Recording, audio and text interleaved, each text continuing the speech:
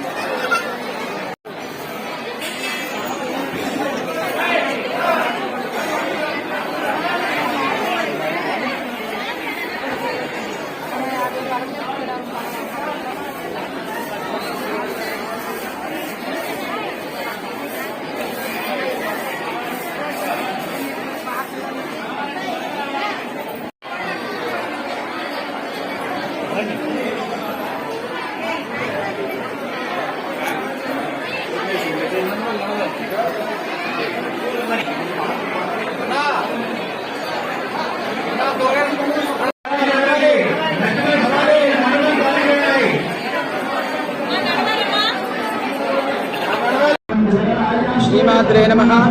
प्रणो देवी सरस्वती वाजेभिर्वाजनीवती धीनाम विद्यवतु। భక్తులందరికీ కూడా ముందుగా వసంత పంచమి శుభాకాంక్షలు.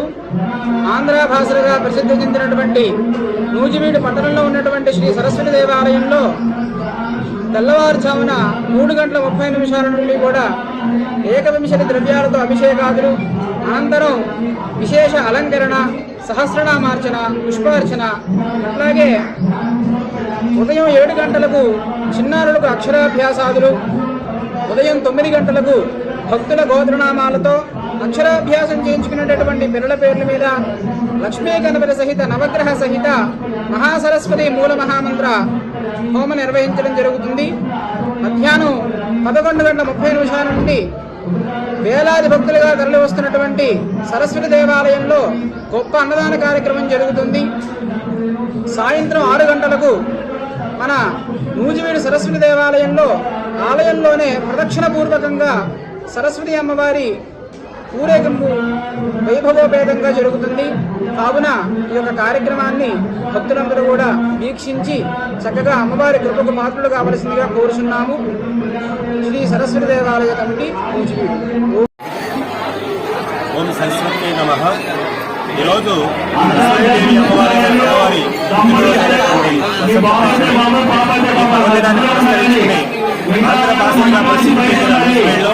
సరస్వతి అమ్మవారి ఆలయంలో ఈరోజు వేకోజాము నుంచి కూడా విశేషమైనటువంటి అభిషేకములు, పూజాది కార్యక్రమాలు, హోమాది క్రతువులు నిర్వహించడం జరుగుతుంది. మరి ఈ కార్యక్రమాలు ప్రతి సంవత్సరం కూడా మూలా నక్షత్రం రోజు, అలాగే అమ్మవారి జన్మ దినమైనటువంటి శ్రీ పంచమి రోజు కూడా విశేషంగా నిర్వహిస్తున్నారు కమిటీ వారందరూ కూడా.